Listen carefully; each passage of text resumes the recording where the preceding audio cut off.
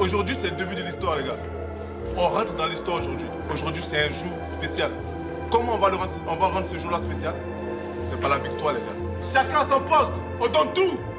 Il y a le peuple qui est là. Il nous regarde. Il y a nos familles. Aujourd'hui, on n'a pas le droit de passer à côté de ce match-là. Les matchs de Cannes, il n'y a pas de petit match. Il n'y a pas de non, bon, le prochain. Non, non, non, non, non. C'est maintenant. On prend les 3 points aujourd'hui. Et si on peut, avec la manière. Alors, aide-toi!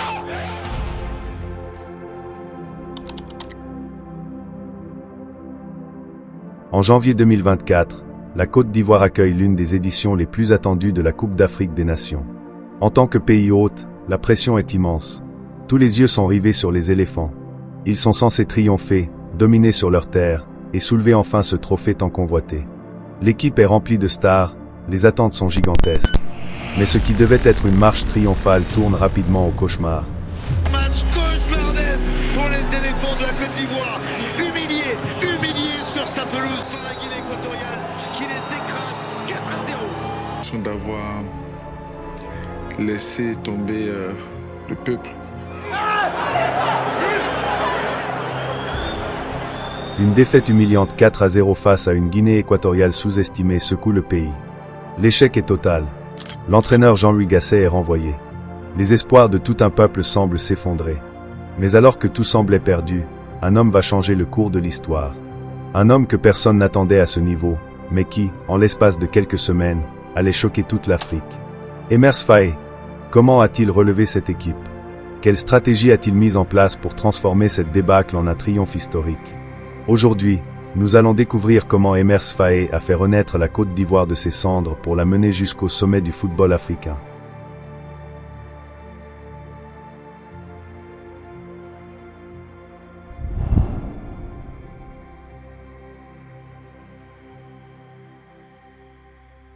Avant la défaite humiliante de la Côte d'Ivoire contre la Guinée équatoriale lors de la Coupe d'Afrique des Nations 2023, le contexte était déjà tendu.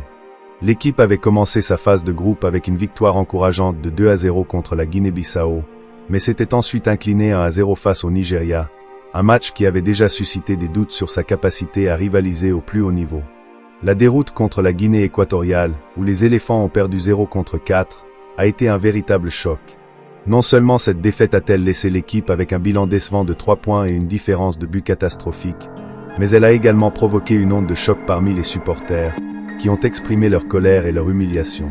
Les sifflets et les manifestations de mécontentement dans les tribunes témoignaient d'une pression immense sur le staff technique et les joueurs, mettant en péril l'avenir du sélectionneur Jean-Louis Gasset, qui a rapidement été limogé après cette débâcle. C'est dans ce climat de crise que Emers Faé, sélectionneur adjoint, a été nommé sélectionneur intérimaire. Sa nomination a été perçue comme un dernier recours pour redresser une situation désespérée. En effet, le pays n'a totalisé que 3 points, une victoire sur les 3 matchs de poule.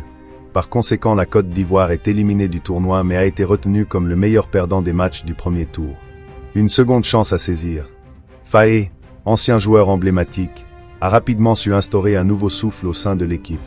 Sa philosophie reposait sur l'idée de créer la génération la plus douée de l'histoire du pays, un objectif ambitieux qui visait à restaurer la fierté nationale et à insuffler un nouvel état d'esprit aux joueurs. Faé a mis l'accent sur l'importance du fighting spirit, une mentalité de guerrier nécessaire pour surmonter les défis. Il a encouragé ses joueurs à croire en leurs capacités, à se battre ensemble et à se soutenir mutuellement dans les moments difficiles. Cette approche a permis aux éléphants non seulement de retrouver confiance en eux, mais également d'exprimer leur potentiel sur le terrain. Le parcours héroïque qui a suivi cette nomination est devenu une véritable saga captivante. Sous la direction de Faé, la Côte d'Ivoire a su rebondir avec détermination.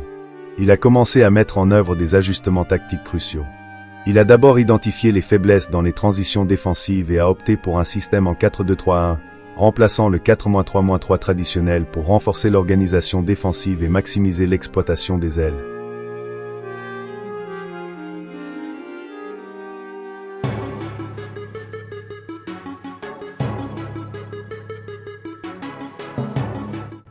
Le parcours vers le titre a été marqué par des matchs décisifs, notamment une victoire palpitante contre le Sénégal en 8e de finale. Le 29 janvier 2024, la Côte d'Ivoire a éliminé le tenant du titre en s'imposant au tir au but, 5-4, après un match nul 1-1. Caissier va s'élancer, la course d'élan de Franck Caissier pour les éléphants de la Côte d'Ivoire qui tire et qui transforme Il envoie les éléphants de la Côte d'Ivoire, la résurrection, le miracle de Yamoussoukro, puisque c'est la Côte d'Ivoire, les éléphants qui font tomber les champions d'Afrique sénégalais, les éléphants de Côte d'Ivoire. Ils ont brisé la malédiction et depuis, les victoires s'enchaînent. Ce match a été suivi du quart de finale contre le Mali le samedi 3 février, où malgré une expulsion à la 44e minute, les Ivoiriens ont réussi à égaliser dans les dernières secondes du temps réglementaire avant de marquer un but décisif en prolongation pour l'emporter 2-1. 4 jours plus tard, ils se retrouvent face à la République démocratique du Congo pour une demi-finale cruciale. Sans trembler, les Ivoiriens s'imposent avec brio. C'est grâce à un geste spectaculaire de Sébastien Haller à la 65e minute que la Côte d'Ivoire prend l'avantage. Un tir acrobatique qui scelle le sort du match et propulse les éléphants en finale, confirmant ainsi leur statut de prétendant sérieux au titre.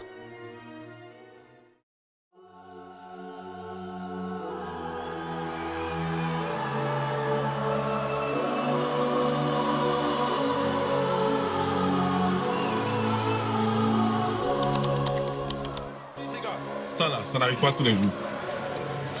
Ne croyez même pas, ceux qui ont joué une CAN en Côte d'Ivoire, dans leur pays, peut-être il y en a même qui sont plus de ce monde là. Ça n'arrive pas, c'était en 84 si je ne me trompe pas.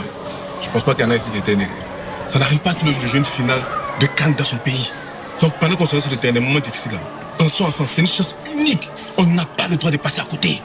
On ne peut pas passer à côté. Quand on revient ici là, on vient à la coupe. Et c'est ce qu'on doit se dire tous ici. Ça les gars. Le 11 février 2024, la Côte d'Ivoire a réalisé un exploit mémorable en remportant la finale de la Coupe d'Afrique des Nations, CAN 2023 contre le Nigeria, avec un score de 2-1, au stade Alassane Ouattara à Ebimpé. Pour cette finale, Faé a opté pour une stratégie prudente, anticipant une attaque agressive des Super Eagles.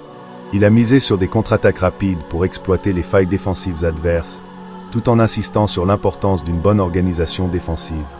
Le match a débuté sur un rythme élevé, avec la Côte d'Ivoire dominant la possession. Cependant, c'est le Nigeria qui a ouvert le score à la 38e minute grâce à une tête puissante de William Troost-Ekong sur corner. Malgré ce coup dur, les éléphants sont revenus sur le terrain avec détermination en seconde période. À la 62e minute, Franck Kessié a égalisé avec une tête bien placée, faisant exploser de joie le public ivoirien. Puis, à la 81e minute, Sébastien Haller est devenu le héros du match en marquant le but décisif après un centre de Simon Adingra. Faé a été salué pour ses ajustements tactiques en fin de match, renforçant le milieu de terrain pour protéger l'avantage acquis dans les dernières minutes. Cette victoire a permis à la Côte d'Ivoire de décrocher son 3e titre continental et d'entrer dans l'histoire en tant que pays hôte ayant remporté la CAN. Le président ivoirien Alassane Ouattara a exprimé sa fierté et sa joie face à ce succès retentissant, soulignant l'esprit combatif et la détermination des joueurs qui ont su transformer une humiliation en triomphe national. De l'humiliation à la rédemption. Ce qui semblait être une chute vertigineuse s'est transformé en l'un des plus grands retournements de l'histoire du football africain. La Côte d'Ivoire, portée par la détermination, le talent et surtout la vision d'un homme, est revenue plus forte que jamais. Emers Faé, face à une équipe brisée et à des supporters désillusionnés, a fait bien plus que gérer une crise. Il a redonné espoir. Il a insufflé une nouvelle énergie à ses joueurs et les a guidés, pas à pas, vers une victoire que personne n'avait osé imaginer après la défaite cuisante contre la Guinée équatoriale. Son parcours est un rappel puissant que, dans le sport comme dans la vie, tout peut basculer. Avec la bonne vision, le bon leadership et un esprit collectif soudé, même les plus grands défis peuvent être surmontés. Aujourd'hui, Emers Faé a marqué l'histoire non seulement du football ivoirien, mais de toute l'Afrique. Le football est souvent une question de stratégie, de talent, mais au final, ce sont les hommes qui marquent les légendes. Et Emers Faé l'a fait. Il a choqué toute l'Afrique, il a transformé une nation, et surtout, il a écrit son nom en lettres d'or dans l'histoire du football.